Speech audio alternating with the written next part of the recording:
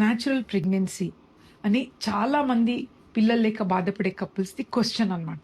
And as a doctor ఎంతవరకు maximum natural ప్రెగ్నెన్సీని promote చేయటమే మేము కూడా డాక్టర్గా చేస్తాం.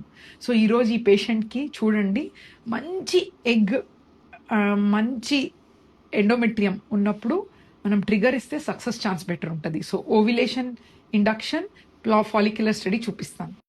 మీకు కనిపిస్తుంది రౌండ్గా, it's almost ready to come out. So ఈ టైంలో న్యాచురల్గా ట్రై చేసుకోవాలి. హస్బెండ్ అండ్ వైఫ్ మెజర్ చేస్తున్నాం చూడండి, 20 mm వరకు ఉంది. అండ్ ఎగ్ విడుదల అయ్యేటప్పుడు యూజువలీ 1.5 డేనే ఉంటుంది ట్యూబ్స్లో. స్పర్మ్స్ అనేది 5 days ఉంటుంది. సో ఓవ్యులేషన్ టైంలో ఆల్టర్నేట్ డేస్ కానీ వీక్లీ ట్వైస్ న్యాచురల్ చేసుకోవచ్చు. కలర్లో చూస్తే మొత్తం బ్లడ్ వాస్క్యులారిటీ బాగుంది. చాలా ఫలితమైన ఎగ్ అనమాట ఇది.